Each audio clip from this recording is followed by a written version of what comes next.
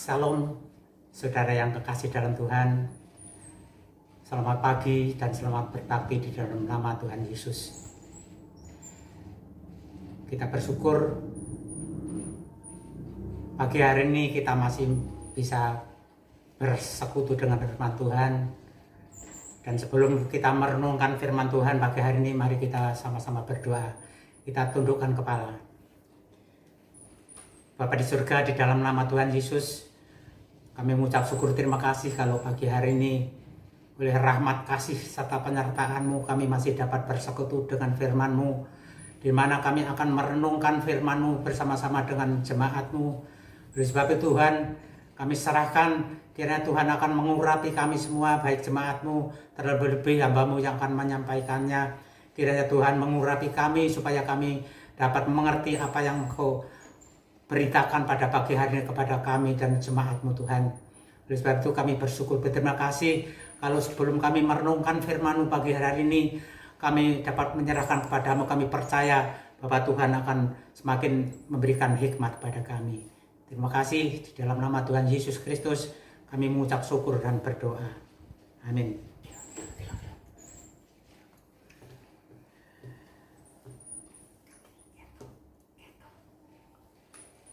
Saudara,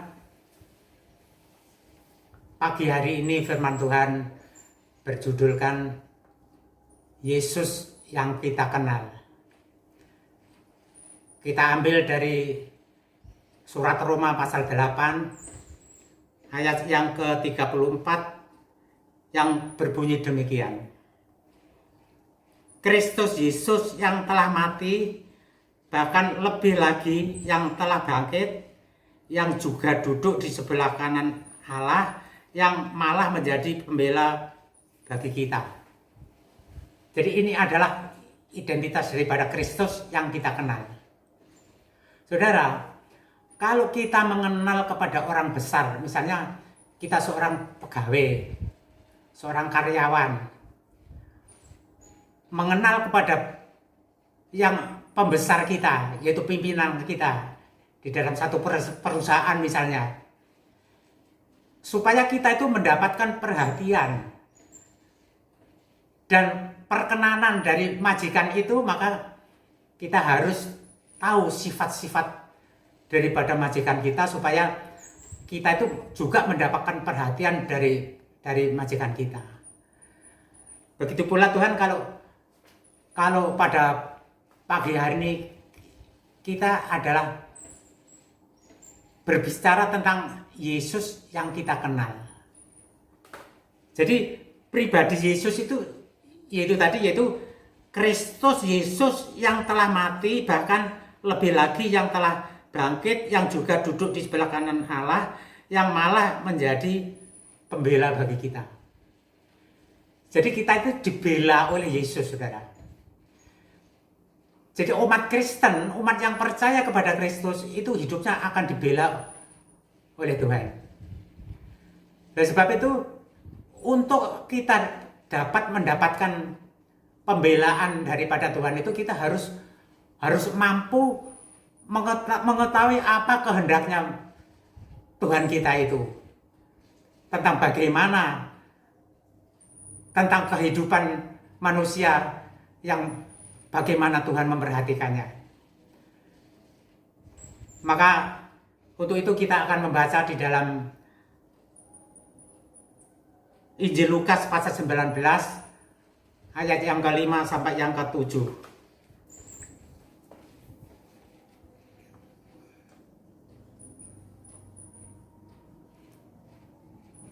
Sekali lagi Lukas 19 ayat 5 sampai yang ke-7 yang berbunyi demikian. Ketika Yesus sampai ke tempat itu, ia melihat ke atas dan berkata, "Sakeus, segeralah turun, sebab hari ini aku harus menumpang di rumahmu." Lalu Sakeus segera turun dan menerima Yesus dengan sukacita. Tetapi semua orang yang melihat hal itu bersungut-sungut, katanya, "Ia menumpang di rumah orang berdosa." Saudara, dari cerita ini Tuhan Yesus adalah menuju ke kota Yeriko. Dan dalam perjalanan itu bersama dengan orang banyak. Dan ada seorang yang bernama Sakius yang ingin mengetahui siapakah orangnya Yesus itu. Maka diberitakan di ayat-ayat sebelumnya bahwa Sakius itu adalah badannya pendek. Maka sulit untuk tahu bagaimana Yesus, keadaan Yesus itu bagaimana. Maka ia memanjat, saudara. Jadi memanjat di sini berarti Sakius ada satu usaha untuk mengetahui Yesus. Sakius berusaha supaya tahu Yesus, maka ia memanjat. Namun di dalam ia memanjat, Tuhan sendiri tahu. Dan bahkan Tuhan sendiri kiranya berkenan bahwa dia tahu, Yesus tahu bahwa Sakius ada usaha untuk kepingin tahu kepada Tuhan itu. Maka di dalam ayat ke-6, lalu Sakius segera turun dan menerima Yesus dengan sukacita. Tetapi semua orang yang melihat itu bersungut-sungut, katanya ia menumpang di rumah orang berdosa. Jadi Tuhan Yesus dituduh menumpang di rumah orang berdosa. Saudara, di situ yang dimaksud adalah ahli-ahli Taurat dan orang-orang Farisi. Jadi tuduhan itu yang berarti bahwa orang-orang itu adalah lebih rohani dari Yesus. Dan itu dikatakan orang-orang tersebut adalah sombong rohani. Jadi sombong rohani di situ Tuhan tidak berkenan. Sebab itu kalau tadi di dalam permulaan pembicaraan saya akan saya sebutkan bahwa bagaimana supaya berkenan, itu kita supaya tahu sifat-sifat pembesar kita yang memperhatikan hidup kita itu. Jadi di sini dari ayat ini kita tahu bahwa orang yang sombong rohani itu Tuhan tidak berkenan. Dan jikalau Tuhan tidak berkenan, maka perhatian Tuhan kepada kita juga tidak ada. Tuhan tidak berkenan juga untuk memperhatikan kita. Jadi sekali lagi, sombong rohani itu adalah tidak kesukaan Tuhan kita, Yesus yang kita sembah itu. Jadi kita disarankan supaya kita jangan sombong rohani, supaya kita bisa diberkenan. Itu yang pertama, saudara. Terus yang kedua adalah orang yang munafik.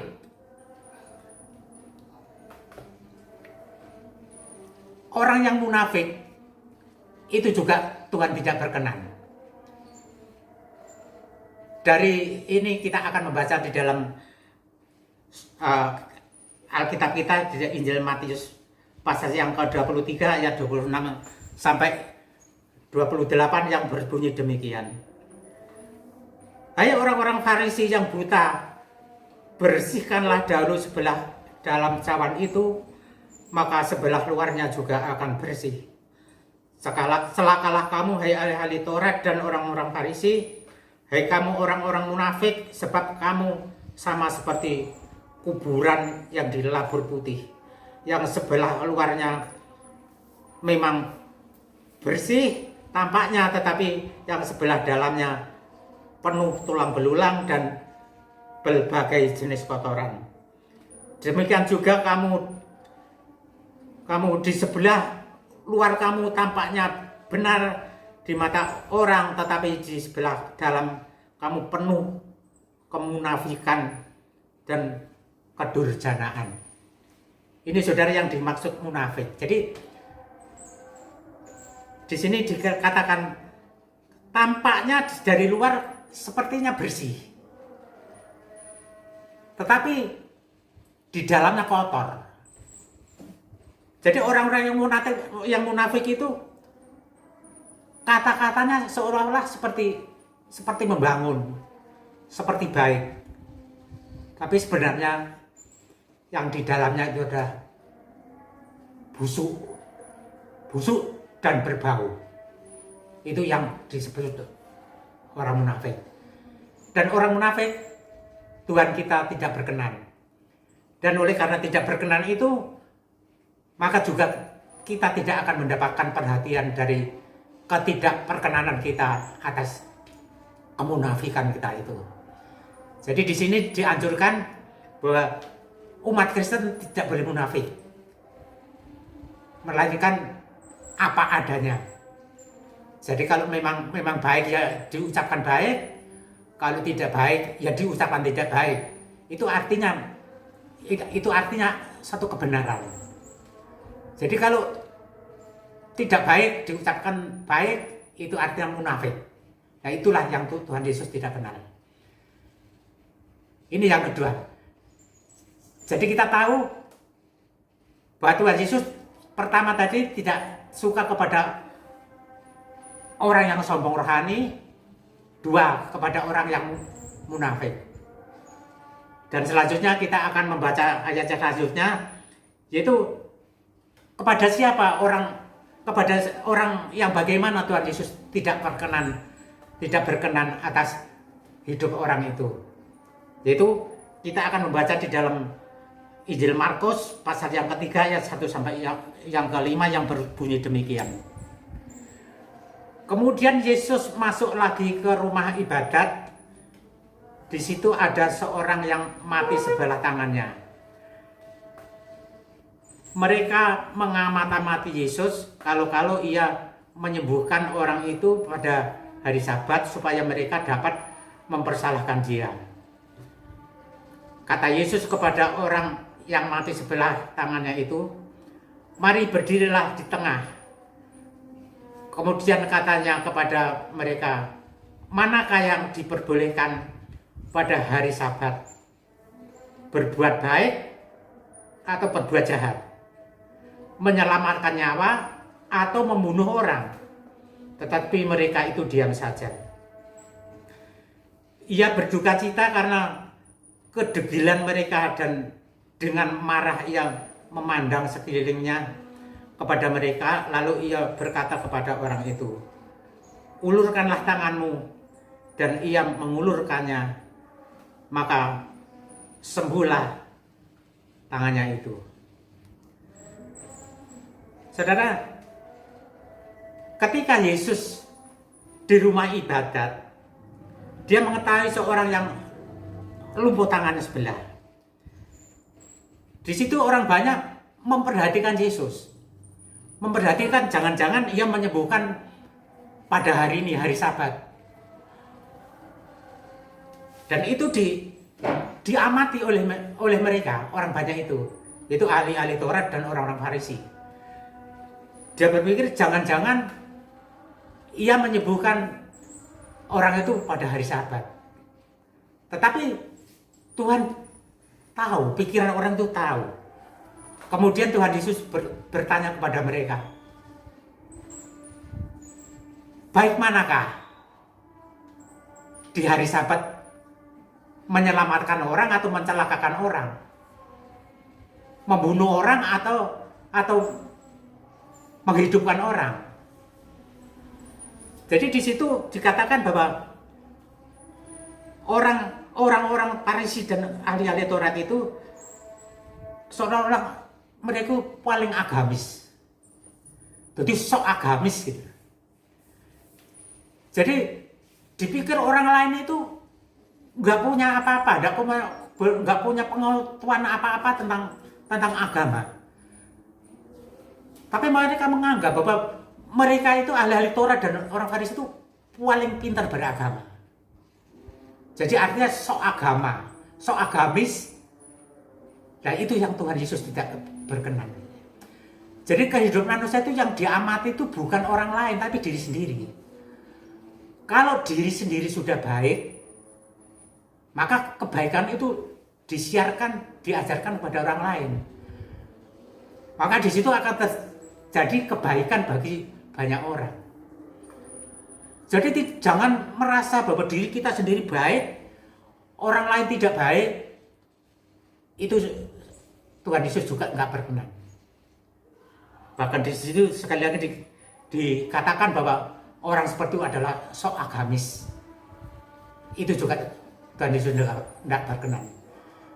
Sebab itu kita dapat mendapatkan satu hikmat bahwa dari ayat ini kita tidak perlu sok agamis, sok koyo istilahnya ya. Tetapi yang sesungguhnya Tuhan Yesus tidak berkenan atas hal seperti itu. Sebab itu kita bersyukur kalau di dalam Kristen itu sebetulnya orang itu adalah mempersiapkan masa-masa kekekalan. Jadi memang kehidupan Kristen itu sangat berat. Itu mempersiapkan masa-masa kekekalan. Nah, dalam persiapan itu kita harus dituntun oleh firman. Kalau kita tidak dituntun oleh firman, mustahil manusia dapat mempersiapkan sesuatu untuk kekekalan. Makanya kalau Tuhan Yesus banyak ayat yang mengatakan bahwa kita itu dianjurkan untuk mengurangi keduniawian. Dan kerohanian itulah yang kita utamakan untuk bekal di dalam kita menuju ke zaman kekekalan nanti. Oleh sebab itu kita harus benar-benar jadi orang Kristen yang benar, saudara. Jadi orang Kristen yang betul-betul mendapatkan hikmat dan tuntunan dari Tuhan melewati firman-Nya. Makanya sekali lagi saya merasa beruntung kalau kita sampai pagi hari ini kita masih bisa merenungkan firman Tuhan bersama-sama saudara. Ini berarti bukan saya menggurui oleh karena saya bukan guru, tapi kita sama-sama belajar untuk supaya hidup kita tuh sama-sama diperkenan oleh Tuhan, dan oleh karena Tuhan berkenan atas kita, maka hidup kita akan semakin diperhatikan oleh Tuhan. Itu yang ketiga ya, yaitu orang yang sok agamis itu Tuhan juga tidak berkenan. Kemudian yang keempat, kita akan membaca di dalam Injil Markus 8 ayat 31 sampai yang 34. Durasinya berapa? Firman Tuhan yang berbunyi demikian. Kemudian mulailah Yesus mengajarkan kepada mereka bahwa anak manusia harus menanggung banyak penderitaan dan ditolak oleh tua-tua, imam-imam, kepala dan ahli-ahli Taurat, lalu dibunuh dan bangkit sesudah 3 hari. Hal ini dikatakannya dengan terus terang, tetapi Petrus menarik Yesus ke samping dan menegur dia. Maka berpalinglah Yesus dan sambil memandang murid-muridnya. Ia memarahi Petrus, katanya, "Nyalah iblis, sebab engkau bukan memikirkan yang dipikirkan Allah, melainkan apa yang dipikirkan manusia." Lalu Yesus memanggil orang banyak dan murid-muridnya dan berkata kepada mereka, "Setiap orang yang mau mengikut aku, ia harus menyangkal dirinya, memikul salibnya, dan mengikut aku." Saudara, di dalam ayat yang ke-23, maka berpalinglah Yesus dan sambil memandang murid-muridnya, ia memarahi Petrus. Kenapa Petrus harus dimarahi, saudara? Di dalam ayat sebelumnya, kemudian mulailah Yesus mengajarkan kepada mereka bahwa anak manusia harus menanggung banyak penderitaan. Itu yang diberitakan pada saat mereka berkumpul, orang banyak itu berkumpul. Harus menanggung banyak penderitaan dan ditolak oleh tua-tua, imam-imam, kepada kepala dan ahli-ahli Taurat, lalu dibunuh dan bangkit sudah 3 hari. Kemudian ayat yang ke-32, hal ini dikatakannya dengan terus terang, tetapi Petrus menarik Yesus ke samping dan menegur dia. Jadi Petrus itu pada saat itu menarik Tuhan Yesus dan bahkan berani menganjurkan kepada Tuhan bahwa jangan diberitakan itu. Maka hal seperti itu adalah Tuhan juga tidak berkenan atas orang itu. Jadi artinya Petrus mengajak cari aman, saudara. Jadi orang yang cari aman, Tuhan juga tidak berkenan. Jadi kita harus menanggung apapun yang menjadi beban kita. Kalaupun berat, kalaupun kita tidak mampu, tapi Tuhan Yesus pasti memberi kemampuan kepada kita. Jadi sekali lagi, Petrus menarik Tuhan Yesus supaya tidak melanjutkan rencana itu. Itu tadi yang sudah saya sebut, Bapak mencari aman. Jadi jelas saudara, orang yang mencari aman, Tuhan Yesus juga berkenan. Itu adalah apa yang tidak disukai oleh Tuhan Yesus. Yang nomor 4, yaitu orang yang cari aman. Kemudian selanjutnya ada lagi saudara satu ayat, yaitu yang terdapat di dalam Injil Markus, masih di sekitar Injil Markus pasal 11 ayat yang ke-15, yang berbunyi demikian. Lalu tibalah Yesus dan murid-muridnya di Yerusalem. Sesudah Yesus masuk ke Bait Allah, mulailah ia mengusir orang-orang yang berjual beli di halaman Bait Allah, meja-meja penukar uang,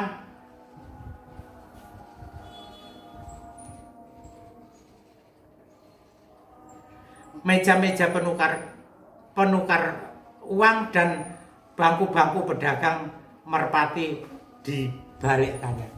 Jadi tempat-tempat berjualan di situ dibalikkan oleh Tuhan Yesus. Jadi orang yang berjualan mencari untung di situ di Bait Allah, itu Tuhan tidak berkenan. Oleh sebab itu, saudara, kalau kita dapat melakukannya semua ini, hidup kita akan menjadi berkenan di hadapan Tuhan. Oleh karena perkenanan Tuhan, maka beban hidup kita itu tidak menjadi berat lagi, melainkan menjadi ringan, oleh karena Tuhan Yesus yang beserta kepada kita, dan kuasa Roh Kudusnya yang memampukan kita di dalam segala aspek kehidupan kita. Yang kita tidak mampu, kita tidak bisa menjadi bisa, oleh karena Tuhan Yesus beserta dengan kita.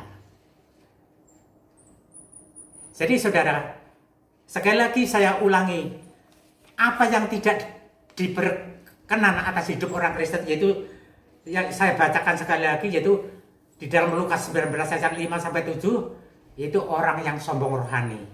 Itu yang nomor 1. Yang nomor 2, Matius 23 ayat 26 sampai 28, yaitu orang yang munafik. Terus yang ketiga, Markus 3 ayat 1 sampai 5, orang yang sok agamawi. Terus kemudian yang nomor 4 adalah di dalam Markus 8 ayat 31 sampai 34, orang yang cari aman. Kemudian yang kelima, Markus 11 ayat 15, yaitu tentang orang yang cari untung. Jadi saudara, tidak boleh cari untung di rumah ibadat, saudara ya. Makanya kalau kita mendapatkan tugas untuk misalnya untuk membuat sesuatu, nggak boleh kita menarik keuntungan. Kalau kita dapat melakukan itu semua, kelima yang Tuhan Yesus tidak berkenan itu tadi, maka hidup kita sekali lagi seperti yang tertera di dalam surat Roma pasal yang 8 ayat yang ke-28 yang berbunyi demikian. Kita tahu sekarang bahwa Allah turut bekerja dalam segala sesuatu. Jadi kalau kita berkenan hidup kita tidak melakukan kelima yang Tuhan tidak suka itu tadi, maka kita tahu sekarang bahwa Allah turut bekerja dalam segala sesuatu untuk mendatangkan kebaikan bagi mereka yang mengasihi Dia. Siapa saudara yang mengasihi Dia? Yang mengasihi Dia yaitu tadi yang tidak melakukan 5 yang dilarang oleh Tuhan, yang Tuhan tidak suka itu tadi, untuk mendatangkan kebaikan bagi mereka yang mengasihi Dia, yaitu bagi mereka yang terpanggil sesuai dengan rencana Allah. Jadi rencana Allah itu jelas saudara, bahwa kita tuh akan dibuat segala sesuatunya, hidup kita tuh mudah. Makanya orang Kristen yang sungguh-sungguh benar itu kan berkatnya banyak saudara, karena Tuhan sendiri yang melakukannya. Jadi dari ayat ini tadi adalah ayat sebagai penutup. Jikalau kita mendapatkan segala sesuatu seperti Roma 8 ayat 28 itu, maka kita sebagai orang percaya bahwa gerbang-gerbang kemenangan itu akan selalu terbuka untuk kita. Dan di situ akan memasuki gerbang itu saudara. Jadi kita akan menjadi pemenang. Dan pintu-pintu berkat juga akan terbuka juga. Dan kita juga akan masuk ke dalam pemberkatan Tuhan itu. Sebab itu sekali lagi kita bersyukur kalau kita selalu dididik oleh Tuhan kita Yesus Kristus lewat firman-Nya. Pada dasarnya kita diajarkan supaya kita mempersiapkan untuk memasuki masa-masa yaitu kekekalan, jikalau kita nanti hari akhir sudah datang atas hidup kita. Sampai di sini saudara, firman Tuhan pagi hari ini kiranya Tuhan memberkati kita semua. Mari kita berdoa. Tuhan, kami bersyukur kalau kami dapat merenungkan firman-Mu pagi hari ini, di mana Engkau telah mengajarkan apa-apa yang Engkau tidak suka, apa-apa yang tidak berkenan, sekiranya itu kami tidak melakukannya Tuhan. Oleh sebab itu kami mohon penyertaan-Mu dalam hidup kami Tuhan, supaya kami melakukan apa yang kami renungkan pagi hari ini. Dan kiranya Tuhan akan memberkati semua jemaat-Mu, memberkati gereja kami, memberkati gembala kami, sehingga benar-benar kami mendapatkan perhatian daripada Tuhan. Dan kami percaya bahwa seruan permohonan doa ini sudah naik ke surga, dan kami hanya menunggu diam di bawah kaki-Mu untuk menanti segala sesuatu kebaikan, kebajikan daripada-Mu yang Kau sudah rencanakan bagi setiap umat yang mengasihi Engkau Tuhan. Terima kasih. Di dalam nama Tuhan Yesus kami mengucap syukur dan berdoa. Amin.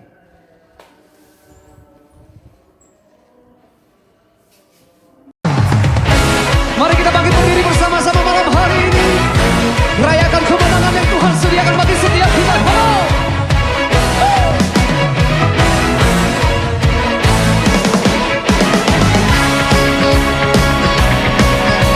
Sebab Engkau satu-satunya Tuhan yang tak tertandingi oleh apapun di dunia.